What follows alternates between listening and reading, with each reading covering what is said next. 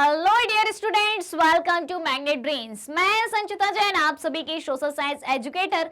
आज के सेशन में लेके आई हूँ आप सभी के लिए क्लास 9th के सामाजिक विज्ञान में ज्योग्राफी का चैप्टर नंबर 3, जिसका नाम है अपवाह। और इसका पाठ परिचय हम पिछले लेक्चर में जान चुके हैं, यानी कि इस चैप्टर में कौन कौन सी बातें सीखनी है वो हम इंट्रोडक्शन पार्ट में जान चुके हैं। अगर अभी तक पिछला लेक्चर आपने नहीं देखा है तो फटाफट से जाइए और पिछला लेक्चर भी देख लीजिए, जिसमें आपको पता लग जाएगा कि कौन कौन सी बातें इस अपवाह वाले चैप्टर के अंतर्गत हमें जाननी है। तो जल्दी से जल्दी आप सभी से रिक्वेस्ट है कि इस सेशन को लाइक कर दें और शेयर भी कर दें, और चैनल को सब्सक्राइब नहीं किया है तो चैनल को सब्सक्राइब भी कर दें। मैग्नेट ब्रेन्स प्रोवाइड कराता है आपको क्लास 6 से लेके क्लास 12 तक के सारे कोर्सेज, वो भी एकदम free of cost, fully organised complete course के साथ। जी हाँ, अगर आपको ई बुक्स और ई नोट्स की भी आवश्यकता है, जिसकी लिंक वीडियो के डिस्क्रिप्शन बॉक्स में दी गई है, वहां से आप अवेल कर सकते हैं। हमारे पास आपके लिए कई सारे top courses Hindi medium, English medium दोनों माध्यम में उपलब्ध हैं। CBSE board, MP board, UP board, Bihar board, Delhi board और राजस्थान बोर्ड के साथ साथ उन सारे स्टेट बोर्ड के सिलेबस को कवर कराया जाता है, जहां पर एनसीईआरटी पैटर्न फॉलो किया जाता है, क्योंकि हम पढ़ाते हैं आपको एनसीईआरटी के साथ में। जी हाँ, तो इतनी सारी अच्छी बातों के साथ और आपके लाइक और शेयर के साथ शुरू करते हैं आज का ये सेशन, जिस चैप्टर का नाम है अपवाह। और आज हम इसके पहले टॉपिक भारत में अपवाह तंत्र के बारे में जानने वाले हैं। चलिए तो शुरू करते हैं। क्या होता है भाई अपवाह, क्या होता है अपवाह तंत्र, और भारत में इस अपवाह तंत्र का स्वरूप हमें किस तरीके से देखने को मिलता है। तो चलिए देखें, अपवाह की बात करें हम सबसे पहले। अपवाह क्या होता है, ये शब्द क्या होता है, इसका मतलब। तो यहां पर पहला पॉइंट हमें क्या बताया है कि अपवाह शब्द एक क्षेत्र के नदी तंत्र की व्याख्या करता है। किसकी? एक क्षेत्र के नदी तंत्र की व्याख्या करता है कि उस क्षेत्र में नदी का स्वरूप कैसा है, कैसी वो नदी बहती है, कौन कौन सी उस नदी की सहायक नदियां हैं, कहां कहां से उस नदी का मोड़ होता है। यानी कि सीधी सी बात करी जाए तो नदियों का बहाव कैसे होता है भाई। नदियां जैसे पर्वतों से ऐसे निकल कर आती हैं, ठीक है, नीचे की तरफ बहती हैं, तो भाई उनका बहाव ऐसे ही क्यों होता है? क्योंकि नदियां भी गुरुत्वाकर्षण प्रभाव के कारण ही बहती हैं। जब भी कोई भी चीज ऊपर से नीचे की तरफ फेंकी जाए तो वो नीचे ही आती है, पृथ्वी उसको अपनी तरफ आकर्षित करती है। तो नदियों का बहाव भी उनके गुरुत्वाकर्षण के कारण ही होता है, पृथ्वी के गुरुत्वाकर्षण बल के कारण ही होता है। ठीक है, अब बात कही गई है अपवाह तंत्र की। ठीक है, अपवाह तंत्र क्या होता है? तो जैसे किसी एक विशेष नदी की बात करें, ठीक है, एक विशेष नदी की बात करें तो नदी अनेक धाराओं में बहती है। अनेक धाराओं में, नदी एक ही है भाई साहब, ठीक है, नदी एक ही है, ये है आपकी एक नदी। ठीक है, अब इसकी धाराएं कई सारी हो सकती हैं, कहीं भी जाके ये बह सकती है, किसी भी तरीके से बह सकती है। तो इसकी अलग अलग धाराएं होने का क्या मतलब होता है? एक नदी की अलग अलग धाराएं कैसे होती हैं? तो उस नदी के मार्ग में जो है कई सारे मोड़ आ सकते हैं, ठीक है, बड़ी बड़ी चट्टानें आ सकती हैं, बड़ी बड़ी भूस्थलाकृति आ सकती है, जिसके कारण नदी अपना मार्ग परिवर्तित कर लेती है और अलग अलग धाराओं में बट जाती है। तो जब एक नदी अलग अलग धाराओं में बट जाती है, उसकी कई सारी वितरिकाएं हो जाती हैं। किस कारण से? नदी के मार्ग में आने वाली बाधाओं के कारण से, नदी के मार्ग में आने वाले मोड़ों के कारण से, नदी के मार्ग में आने वाली विभिन्न स्थलाकृतियों के कारण से। ठीक है, तो इससे किसका निर्माण होता है? इससे निर्माण होता है एक अपवाह तंत्र का। अब उस अपवाह तंत्र का स्वरूप भी अलग अलग हो सकता है। कैसे हो सकता है? जैसे कि ये स्वरूप आपको कैसे दिखाई देता है, ये जो स्वरूप है ये कैसा दिखाई देता है आपको? भाई एक मुझे तो ये संरचना एक पेड़ के जैसी दिखाई देती है कि भाई ये हो गया एक पेड़ का तना और ये हो गई भाई उसकी शाखाएं हो गई, क्योंकि नदी ने अपना मार्ग अलग अलग जगह बदला है तो ऐसी शाखाएं निकल गई। ठीक है, तो इस नदी की संरचना आपको कैसी दिखाई देती है? इसकी संरचना हमें वृक्षनुमा दिखाई देती है, एक पेड़ के जैसी दिखाई देती है। तो जिस नदी के मार्ग में जैसी बाधाएं आएंगी, जैसा मोड़ आएगा, वो नदी उस प्रकार की संरचना का निर्माण करेगी। ऑलराइट, बात आ गई समझ में कि अपवाह क्या होता है, अपवाह तंत्र क्या होता है, कैसे एक नदी के द्वारा उसके अपवाह तंत्र का निर्माण होता है। क्योंकि पहली लाइन में क्या बात कही गई है कि अपवाह एक क्षेत्र के नदी तंत्र की व्याख्या करता है कि किस क्षेत्र में उस नदी का कैसा स्वरूप दिखाई देता है। बस इतनी सी बात है। शब्द भले ही हमें थोड़ा बड़ा लग रहा हो, लेकिन उसका अर्थ बहुत ही सिंपल है। और जब आप किसी शब्द का अर्थ समझ जाते हैं तो पूरी बात आपको कनेक्टिविटी के साथ समझ में आने लगती है। तो ठीक है, सारा खेल किसका है? शब्दों का ही खेल है। बस आवश्यकता है शब्दों को समझने की। देखें, अब अगली बात क्या कही है कि एक नदी तंत्र द्वारा जिस क्षेत्र का जल प्रवाहित होता है उसे एक अपवाह द्रोणी कहते हैं। क्या बात कहेगी? एक नदी तंत्र द्वारा जिस क्षेत्र का जल प्रवाहित होता है उसे अपवाह द्रोणी कहा जाता है। एक नदी तंत्र, जैसे कि हम बात करें गंगा नदी तंत्र, ठीक है, कई सारी नदियां हैं, सिंधु नदी तंत्र, गंगा नदी तंत्र, ब्रह्मपुत्र नदी तंत्र, नर्मदा नदी, ऐसी कई सारी हैं। तो एक नदी तंत्र द्वारा जिस क्षेत्र का जल प्रवाहित होता है उसे एक अपवाह द्रोणी कहा जाता है। जैसे कि मान लो कोई भी नदी है, ठीक है, वो नदी है, अब यहां से नदी बहती हुई आ रही है, ध्यान से देखना, यहां से वो नदी बहती हुई आ रही है और यहां पर उसको क्या मिला? यहां से तो आ रही थी, यहां पर थोड़ा उसको क्या मिला? चढ़ाव मिला। लेकिन यहां से जो है नदी को बहने के अलग अलग मार्ग मिल गए, ठीक है, कई सारे मार्ग मिल गए। अब वो एक धारा में नहीं बह पाएगी। यहां से तो एक धारा मिल रही थी, लेकिन यहां से जब नदी आई तो यहां से उसको कई सारे रास्ते मिल गए, ठीक है। तो कई सारे रास्तों में, कई सारी धाराओं में वो नदी बट गई। तो वो क्या है? जहां से नदी बटी, जिस तंत्र से बटी, जहां से बटी वो नदी, उसे क्या कहा? एक अपवाह द्रोणी के रूप में जाना गया। यानी कि एक नदी तंत्र द्वारा जिस क्षेत्र का जल प्रवाहित होता है उसे कहा जाता है अपवाह द्रोणी। ऑलराइट, अब देखें, कोई भी ऊंचा क्षेत्र जैसे पर्वत या उच्च भूमि दो पड़ोसी अपवाह द्रोणियों को एक दूसरे से अलग करते हैं। उच्च भूमि की बात आ रही थी ना, ये थी एक उच्च भूमि, ठीक है, ये है उच्च भूमि। ये मान लो कि इधर पर पहाड़ है, ठीक है, यहां से आपको ऊंचाई दिख रही होगी। तो कोई भी ऊंचा क्षेत्र जैसे पर्वत या उच्च भूमि दो पड़ोसी अपवाह द्रोणियों को एक दूसरे से अलग करते हैं, जिसे क्या कहा जाता है? जिसे जल विभाजक कहा जाता है। ये देखें भाई, ये बीच में आपको ऊंचा क्षेत्र दिखाई दे रहा होगा। ये देखें, ये वाला जो क्षेत्र है ये ऊंचा क्षेत्र आपको दिखाई दे रहा होगा, ठीक है, जो क्या है? जल विभाजक है। कैसे है? एक ये ऊंचा क्षेत्र है, हो सकता है यहाँ पर कोई पहाड़ हो या कोई ऊंची भूमि हो, ठीक है। तो कोई भी ऊंची भूमि या पहाड़, कोई भी ऊंचा क्षेत्र जो दो पड़ोसी अपवाह द्रोणियों को एक दूसरे से अलग करता है। एक अपवाह द्रोणी ये है, ठीक है, आ है, और एक अपवाह द्रोणी ये है। अब ये पहाड़ बीच में आ गया, ये ऊंचा क्षेत्र बीच में आ गया, ये इन दोनों द्रोणियों को अलग कर रहा है, इसे अलग कर रहा है और इसे अलग कर रहा है। तो ये कौन सा क्षेत्र हुआ? ये क्षेत्र हुआ आपका जल विभाजक क्षेत्र। ऑलराइट, तो अपवाह किसे कहते हैं? अपवाह तंत्र किसे कहते हैं? अपवाह द्रोणी किसे कहते हैं? और जल विभाजक किसे कहते हैं? क्लियर हो गई यहां तक की बात?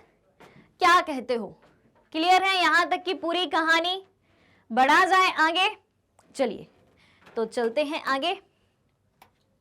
अब देखें, भारत में अपवाह तंत्र की बात करते हैं। Drainage system in India, Bharat में ड्रेनेज सिस्टम या भारत में अपवाह तंत्र किस रूप में हमें दिखाई देता है? तो देखें, सबसे पहले हम बात करेंगे, भारतीय नदियों को दो मुख्य वर्गों में विभाजित किया गया है। कौन कौन से वर्ग हैं? पहला वर्ग है हिमालय की नदियां और दूसरा वर्ग है प्रायद्वीपीय नदियां। पहला वर्ग क्या है? हिमालय की नदियां, और दूसरा वर्ग क्या है? प्रायद्वीपीय नदियां। ऑलराइट, क्लियर हो गई ये बात? अब ये तो हो गया। एक डायग्राम आपको यहां पर दिख रहा होगा। तो नदियों को, यानी कि भारत की नदियों को जानने से पहले नदियों की छोटी छोटी बातें जान लें। क्या रेडी हैं सभी? जल्दी बताओ। हाँ भाई, तो जो ये बातें मैं बताने जा रही हूँ, नदियों की जो छोटी छोटी बातें हैं, जो छोटे छोटे शब्द हैं, उनका मीनिंग बताने से पहले भाई आपका लाइक चाहिए, आपका शेयर चाहिए, और चैनल को सब्सक्राइब भी करना है। अगर अभी तक लाइक शेयर नहीं किया है तो फटाफट से जाओ, लाइक शेयर करो और चैनल को सब्सक्राइब भी करो, ठीक है। उसके बाद ही मैं आपको इन छोटी छोटी परिभाषाओं के बारे में बताऊंगी, ठीक है। क्लियर है? सभी ने लाइक किया, शेयर किया, सब्सक्राइब किया? चलो भाई, किया तो फिर अपन भी शुरू करते हैं। तो जैसा कि हमने देखा, भारतीय नदियों को दो मुख्य वर्गों में विभाजित किया गया है, हिमालय की नदियां और प्रायद्वीपीय नदियां। ठीक है, तो हिमालय की नदियां और प्रायद्वीपीय भारत की नदियों को जानने से पहले हम जान लेते हैं नदियों की छोटी छोटी बातों के बारे में। ठीक है, चलिए तो शुरुआत करते हैं कुछ ऊपर से। ठीक है, जैसे जैसे जो जो शब्द आते जाएंगे उसको अपन समझते जाएंगे। तो सबसे ऊपर हमें क्या दिखाई देता है? सबसे ऊपर हमें नदी का स्रोत दिखाई देता है। क्या दिखाई देता है? सबसे ऊपर हमें नदी का स्रोत दिखाई देता है, यानी कि नदी यहां से बहना चालू करी है। ठीक है, अब नदी का स्रोत कोई भी जगह हो सकती है, कोई भी क्षेत्र, कोई भी स्थान हो सकता है। तो यहां से हमें नदी बहती हुई दिखाई दे रही है, जो इसका ऊपरी भाग है। ठीक है, इस तरीके से नदी बहती हुई आ रही है। ये हो गया भाई नदी का मध्य भाग, यहां से इस तरीके से बहती हुई आ रही है। अब देखें भाई, अब मजे की बात आप देखें, कौन सा कलर ले लिया जाए? रेड कलर ले लेते हैं अपन। ठीक है, तो ध्यान से सुनिएगा, ये जो भाग है, यहां का भाग विसर्प। ठीक है, यहां से देखना आप, एस अक्षर दिख रहा है, अंग्रेजी का एक लेटर आपको दिख रहा होगा, एस। कुछ एस जैसी संरचना ही है। बात आ रही है समझ में? चाहे हम यहां से यहां की बात करें या यहां से यहां की बात करें, एस जैसी संरचना आपको दिख रही है, जिसको क्या नाम दिया है? जिसको यहां पर विसर्प नाम दिया है। अब ये विसर्प होता क्या है? ठीक है, तो नदियां जो हैं विभिन्न मोड़ों के कारण या अवरोधों के कारण जब अपना मार्ग कुछ इस तरीके से बदलती हैं कि पहले ऐसी बह रही हैं, फिर मुड़ गई नदी तो ऐसी बही, फिर मुड़ गई तो ऐसी बही। ठीक है, तो ये क्या होता है? ये विसर्प होता है, यानी कि जब किसी भी अवरोध के कारण, पहाड़ के कारण, किसी स्थलाकृति के कारण नदी जो है अपना मार्ग कुछ इस तरीके से कर ले, तो वहां पर किस स्थलाकृति का निर्माण होता है? विसर्प का निर्माण होता है, जिसकी संरचना हमें अंग्रेजी के अक्षर, अंग्रेजी के लेटर, किससे? अंग्रेजी के अल्फाबेटिक लेटर एस के जैसी आकृति दिखाई देती है। तो ये बात हो गई विसर्प की। ठीक है, उसके बाद एक और शब्द हमें दिखाई देता है। कौन सा शब्द है? ये है गोखुर झील। शब्द क्या है? गोखुर झील। अब गोखुर झील की संरचना आप ध्यान से देखना। विसर्प की संरचना कैसी थी भाई? देखो भाई, विसर्प की संरचना कुछ ऐसी थी। ठीक है, कुछ ऐसी थी। ये है आपका विसर्प। ठीक है, अब हम क्या देख रहे हैं? गोखुर झील। तो गोखुर झील की संरचना आपको कैसी दिखाई देती है? यू आकार में दिखाई देती है, कुछ इस तरीके से। ठीक है, ऐसी दिखाई दे रही है। ये क्या है आपकी? जब कोई एक ऐसी संरचना हो, वो होगी एक गोखुर झील। अब गोखुर झील किसे कहते हैं? तो सबसे पहले इस संरचना को आप ध्यान से देखें। ठीक है, देखें, ये भाग जो है गोखुर झील का जो भाग है, वो नदी से एकदम कटा हुआ हमें नजर आ रहा है। आ रहा है भाई, नदी से एकदम कटा हुआ। नदी देखो, यहां से यहां तक एक फ्लो के साथ बहती हुई आ रही है। ठीक है, और ये लगातार यहां से यहां तक, लगातार नदी जो है, एक मिनट, हाँ जी, नदी जो है लगातार यहां से यहां तक बहती हुई चली जा रही है। ठीक है, लेकिन ये जो भाग है, ये अलग से कैसा है नदी का ही भाग। वहां भी पानी है, झील नाम दिया गया उसको। क्या नाम दिया गया? झील। किस प्रकार की झील? गोखुर झील। तो अब सुनना, इसका निर्माण कैसे होता है? विसर्प का निर्माण जान लिया, अब गोखुर झील का निर्माण कैसे होता है? तो नदी का जब पानी, नदी का कुछ पानी अपना मार्ग छोड़ के मैदानी भाग में चला जाए, यानी कि स्थल भाग में चला जाए, ठीक है, नदी से अपना संपर्क तोड़ दे, तो वहां पर एक छोटी सी झील का निर्माण हो जाता है। कैसे? जब इसकी बात हो रही है। ठीक है, तो जब नदी का कुछ भाग, नदी का पानी या कुछ भाग मैदानी भाग में प्रवेश कर जाए, मैदानी भाग में प्रवेश कर जाए, तो वहां पर किसका निर्माण होता है? वहां पर एक छोटी सी झील का निर्माण होता है, जिसे गोखुर झील के नाम से जाना जाता है। ऑलराइट, गोकुर झील की बात हो गई। अब देखें आप, अब जब आप नीचे की तरफ आते हैं तो एक और नई संरचना देखने को मिलती है इसके निचले भाग में। वो संरचना कौन सी होती है? डेल्टा की। किसकी संरचना होती है? डेल्टा की। तो देखें भाई, ग्रीन कलर से डेल्टा को देखते हैं।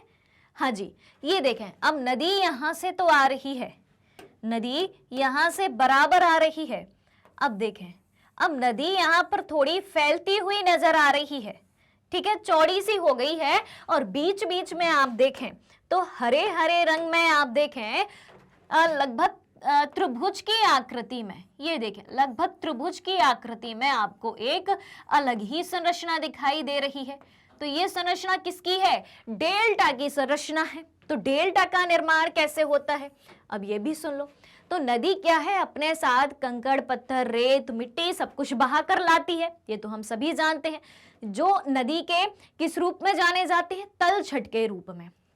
यानी कि नदी की तली में जो कंकड़, पत्थर, मिट्टी है वो सब एकत्रित होते जा रहे हैं। और नदी के यहाँ पर अपन देखें, नदी के निचले भाग में जो है वो इकट्ठे हो रहे हैं, जिसके फलस्वरूप डेल्टा का निर्माण हो रहा है। और यहाँ पर आप गौर से देखें तो अब नदी को निकलने के लिए सीधा सीधा रास्ता नहीं है, क्योंकि नदी के मार्ग में क्या जमा हो गए हैं? तलछट जमा हो गए हैं, कंकड़, पत्थर, रेत, मिट्टी, ये सब जमा हो गए हैं। तो अलग अलग जगह जमा हो गए, तो नदी अब अपना रास्ता अलग से बनाएगी। जो फ्लो में बहती आ रही थी, सीधे फ्लो में, यहां देखे बीच में कोई भी अवरोध नहीं था, सीधा सीधा बहते आ रही थी। तो अब नदी को जो है यहाँ बीचों बीच से निकल के जाना पड़ेगा, कई सारी धाराओं में यहां से नदी बट जाएगी, ठीक है। और ये क्या हुआ? बीच में छोटे छोटे डेल्टा बन गए। क्लियर हो गई ये बात? कैसे विसर्प का निर्माण होता है, कैसे गोकुर झील का निर्माण होता है, और डेल्टा क्या होता है, कैसे डेल्टा का निर्माण होता है।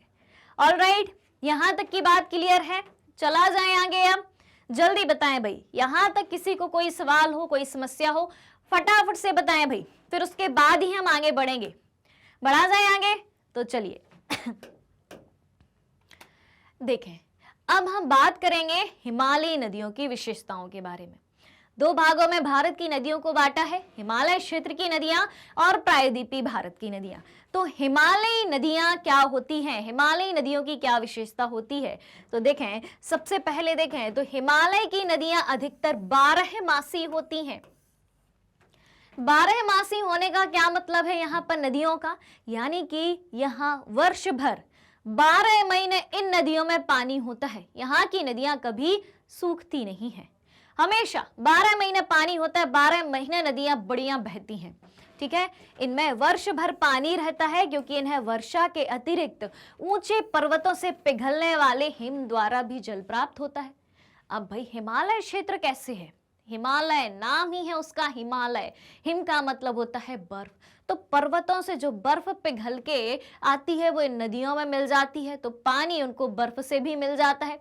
तो जब वर्षा नहीं होती है, बारिश के मौसम में बारिश होगी, और जिस मौसम में बारिश नहीं होगी तो उनको वर्षा के अतिरिक्त ऊंचे पर्वतों से पिघलने वाले बर्फ या हिम के द्वारा भी जल प्राप्त होता रहता है। इस कारण से इन्हें 12 मासी नदियों के नाम से जाना जाता है।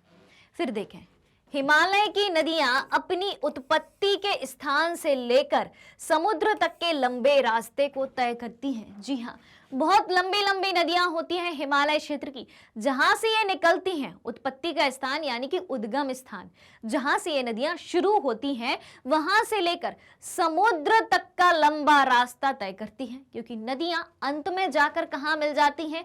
नदियां अंत में जाकर समुद्र में ही मिलती हैं। ऑलराइट, अब देखें, मध्य एवं निचले भागों की बात करें तो मध्य एवं निचले भागों में ये नदियां विसर्प, गोखुर झील तथा अपने बाढ़ वाले मैदानों में बहुत सी अन्य निक्षेपण आकृतियों का निर्माण करती हैं। कहां पर? मध्य एवं निचले भागों में। जैसा कि अपन ने यहां पर देखा था, देखो भाई, मध्य भागों में और निचले भागों में कई सारी आकृतियों का निर्माण करती हैं, जैसे कि विसर्प, गोखुर झील, डेल्टा, इन सब का ये निर्माण करती हैं, ठीक है। कहां पर? बाढ़ वाले मैदानों में, जहां पर बाढ़ आती है उन मैदानों में बहुत सी अन्य निक्षेपण आकृतियों का निर्माण करती हैं हिमालय क्षेत्र की नदियां। तो ये बात हो गई हिमालय नदी की विशेषताओं के बारे में। ऑलराइट, चलिए अब बात करेंगे हम प्रायद्वीपीय नदियों के बारे में। प्रायद्वीपीय भारत की कौन कौन सी नदियां हैं, ठीक है। तो ये नदियां जो है प्रायद्वीपीय भारत की यानी कि निचले इलाकों की, अभी अपन ने बात करी थी कहाँ की, ये जो हिमालय क्षेत्र की नदियां थी, हिमालय क्षेत्र की नदियां कौन कौन सी नदियां थी यहाँ पर, ये देखें भाई, सिंधु नदी देखी थी यहाँ पर, झेलम, चिनाब, रावी, सतलज, व्यास नदी, ये देखें सिंधु नदी का क्षेत्र देखें भाई गौर से। फिर उसके बाद यहां से हम बात करें ब्रह्मपुत्र नदी, कोसी नदी, गंगा नदी, सोन नदी, गंडक नदी, घाघरा नदी, शारदा नदी, यहां से देखते जाएं भाई। बात आ रही है समझ में। अब हम बात करेंगे किसकी, प्रायद्वीपीय नदियों की। प्रायद्वीपीय नदियों की बात करें यानी कि निचले क्षेत्र की नदियों की हम बात करें, ये वाला जो भारत है प्रायद्वीपीय भारत है, इस क्षेत्र की नदियों की बात करें तो यहाँ पर देखें भाई महानदी, ठीक है, कई सारी नदियां आपको मिलेंगी, ठीक है। उसके बाद यहाँ पर देखें कावेरी नदी, यहाँ से निकलती है भाई कृष्णा नदी, यहाँ से निकलती है आपकी गोदावरी नदी, ये दिखाई दे रही है कुछ इस तरीके से इसकी संरचना, ताप्ती नदी, नर्मदा नदी, कृष्णा नदी, कई सारी नदियां हमें यहाँ पर दिखाई दे रही हैं। तो इन नदियों के बारे में क्या कहा गया है कि ये नदियां जो होती हैं प्रायद्वीपीय भारत की नदियां मौसमी होती हैं। कैसी होती हैं, मौसमी होती हैं, क्योंकि जब मौसम होता है बारिश का तो वर्षा के मौसम में ये नदियां हमेशा भरी होती हैं, पानी भरा होता है। लेकिन जब बारिश नहीं होती तो इनमें पानी की कमी आ जाती है, बारहमासी नहीं होती। क्यों नहीं होती, क्योंकि यहाँ बर्फ तो है ही नहीं, बर्फ होती तो पिघलती नदियों में मिलती, या भाई वर्ष भर बारिश होनी चाहिए, तो बारिश तो भाई साल भर होती नहीं है, 12 महीने होती नहीं है, तो इस कारण ये नदियां मौसमी होती हैं। जब बारिश का मौसम होता है तभी इन नदियों में भरपूर पानी रहता है, ठीक है। और इनका प्रवाह यानी कि इनका बहना किस पर निर्भर करता है, इनका बहना वर्षा पर निर्भर करता है। आगे देखें, हिमालय की नदियों की तुलना में प्रायद्वीपीय नदियों की लंबाई कम तथा छिछली होती है, यानी कि हिमालय क्षेत्र की जो नदियां हैं बहुत लंबी होती हैं, ठीक है, लंबाई ज्यादा होती है क्योंकि ये बहुत लंबा रास्ता तय करके समुद्र में आती हैं। और प्रायद्वीपीय नदियों को समुद्र कहाँ मिल गया भाई, आजू बाजू मिल गया, नीचे के क्षेत्र में। इधर है इनके लिए अरब सागर है भैया, इधर इनके लिए हिंद महासागर है भैया, ठीक है, इधर इनके लिए बंगाल की खाड़ी है, ठीक है। तो इनके लिए तो रास्ता पास है समुद्र तक जाने का। नदियों का अंतिम लक्ष्य क्या है, नदियों की मंजिल क्या है, समुद्र में जाके मिल जाना। तो प्रायद्वीपीय नदियों को तो समुद्र आजू बाजू हर जगह मिल रहे हैं, लेकिन हिमालय की नदियों को लंबा रास्ता तय करना पड़ेगा भाई, ठीक है, तब जाके ये समुद्र में मिलती हैं, ठीक है। तो इसीलिए हिमालय की नदियों की तुलना में प्रायद्वीपीय नदियों की लंबाई कम है और छिछली है, हिमालयी नदियों की लंबाई ज्यादा है। फिर देखें, प्रायद्वीपीय भारत की अधिकतर नदियां पश्चिमी घाट से निकलती हैं। कहां से, पश्चिमी घाट से, यहां से निकलती हैं, ठीक है, पश्चिमी घाट से निकलती हैं। ये है आपका पूर्व का एरिया है, इधर लिख लेते हैं बीचों बीच पश्चिम, और ये है आपका पूर्व, ठीक है।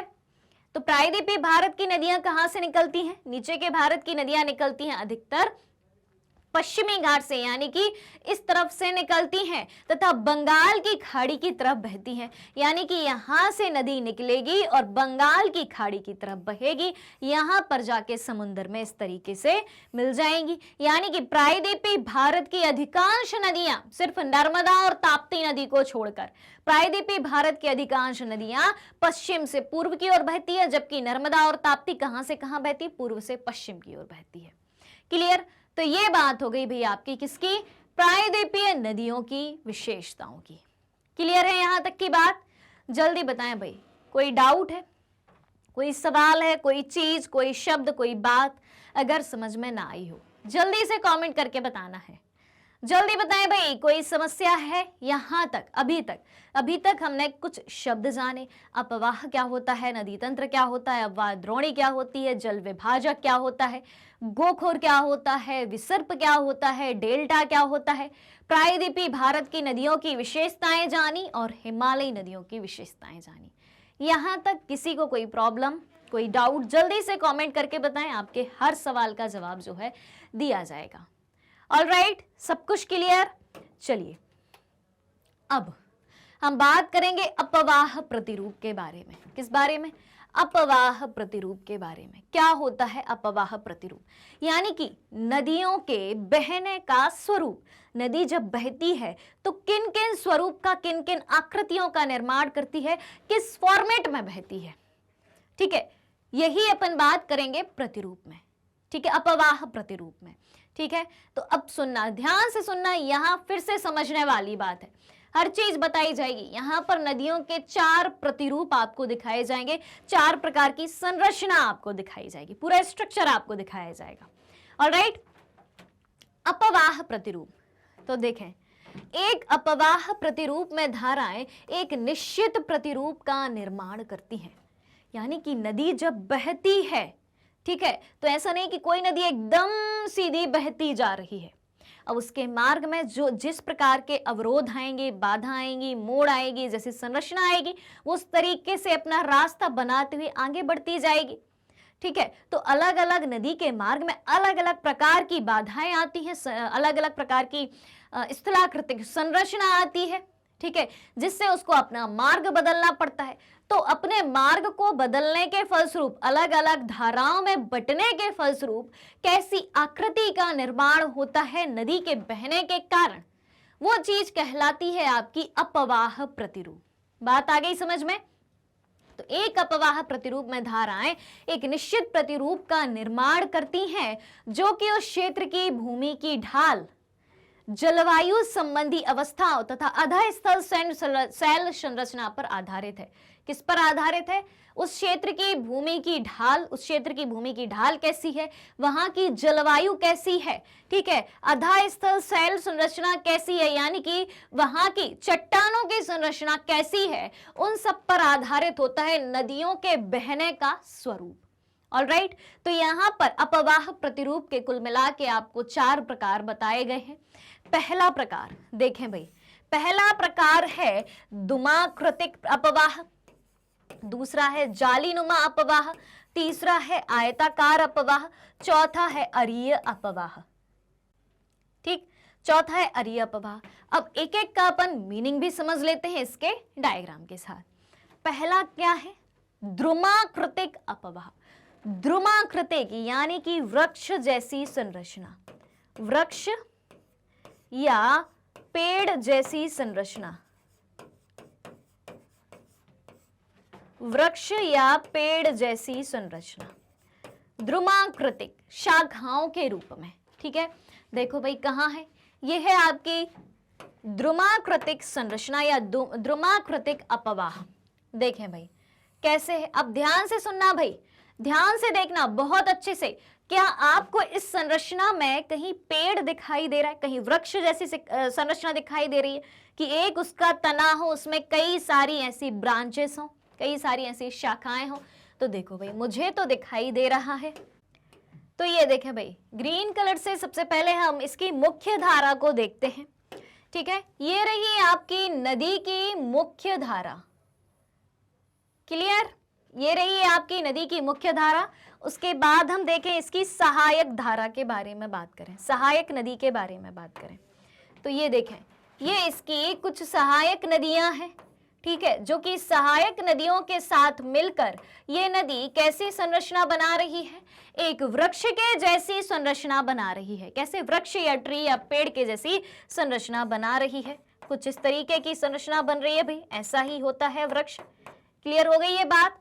ठीक है, तो ये हो गई द्रुमाकृतिक अपवाह यानी कि वृक्षनुमा अपवाह। अब देखें दूसरी बात है जालीनुमा अपवाह की। तो जाली कैसी होती है भाई? जाली कुछ इस तरीके की होती है।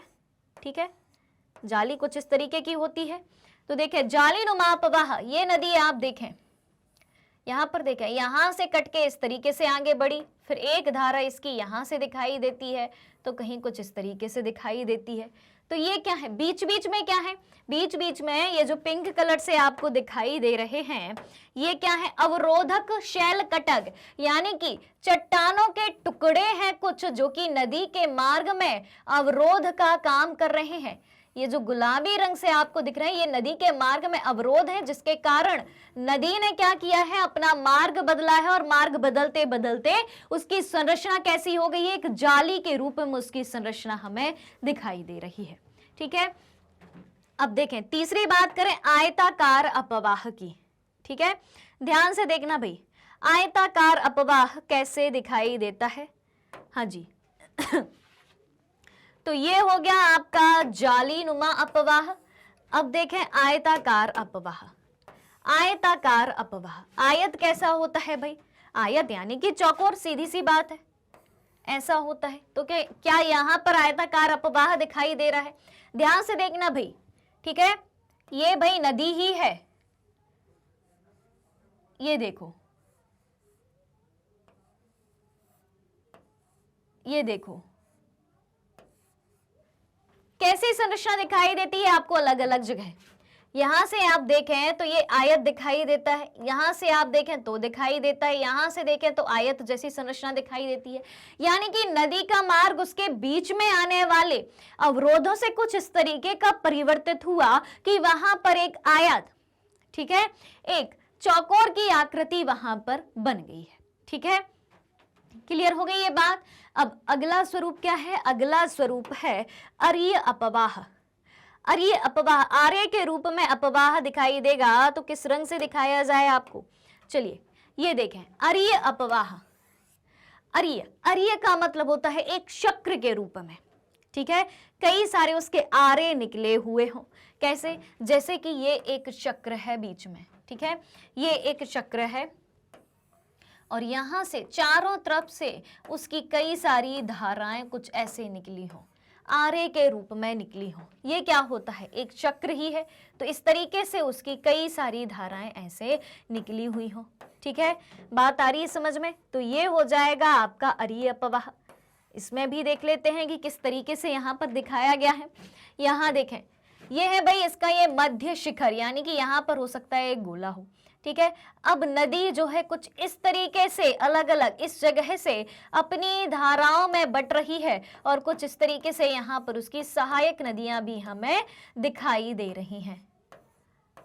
ऑलराइट, क्लियर है बात कि नदी का जो अपवाह प्रतिरूप होता है वो किन किन रूपों में हमें दिखाई देता है, किन किन रूपों में नदी अपना मार्ग परिवर्तित कर सकती है। क्लियर है? और ये सब कैसे होता है? ये सब प्रकृति की देन है। ठीक है, यानी कि नदी के मार्ग में जो भी प्राकृतिक अवरोध आ रहे हैं वहां से नदी मुड़ती हुई, निकलती हुई चलती जाती है। ऑलराइट, तो ये बात हो गई अपवाह प्रतिरूप की, अपवाह प्रतिरूप के प्रकार की, जिसमें हमने 4 प्रकारों को जाना: द्रुमाकृतिक अपवाह, जालीनुमा अपवाह, आयताकार अपवाह और अरीय अपवाह। चलिए चलते हैं अब आगे। तो हाँ जी, यहाँ पर ये सेशन खत्म होता है, लेकिन चैप्टर खत्म नहीं होता है। अभी सिर्फ एक टॉपिक खत्म हुआ है। नदी का अपवाह स्वरूप कैसा होता है वो सारी बातें आज के सेशन में हमने जानी। ऑलराइट, तो कौन कौन सी बातें जानी 1 मिनट में अपन डिस्कस कर लेते हैं, फिर से एक बार रिपीट कर लेते हैं। अपवाह क्या होता है, अपवाह द्रोणी क्या होती है, अपवाह तंत्र क्या होता है, जल विभाजक क्या होता है, उसके बाद गोखुर झील क्या होती है, विसर्प क्या होता है, डेल्टा क्या होता है, इसका निर्माण कैसे होता है, हिमालय क्षेत्र की नदियों की विशेषताएं जानी, उसके बाद प्रायद्वीपीय प्रदेश की नदियों के बारे में जाना, उसकी विशेषताओं के बारे में जाना, उसके बाद अपवाह प्रतिरूप के बारे में जाना। हमने जाना 4 प्रकार के अपवाह प्रतिरूप होते हैं। एक होता है द्रुमाकृतिक, यानी कि वृक्ष के आकार का होता है। फिर होता है जालीनुमा, जाली जैसी संरचना होती है। फिर जाना अरीय अपवाह, यानी कि एक चक्र के रूप में नदी अपनी धारा को परिवर्तित करती है। और एक और बचा अपना आयताकार प्रतिरूप। ठीक है, यानी कि नदी अपनी धाराओं के साथ आयताकार रूप में अपना मार्ग परिवर्तित करती हुई बहती जाती है। तो ये रहा इस चैप्टर का एक टॉपिक, इसको हमने बहुत ही डिटेल में जाना। अगर कहीं भी कोई सवाल हो आपके मन में, कहीं भी कोई भी बात समझ में ना आई हो, तो फटाफट से आपको मुझे कमेंट करके बता देना है।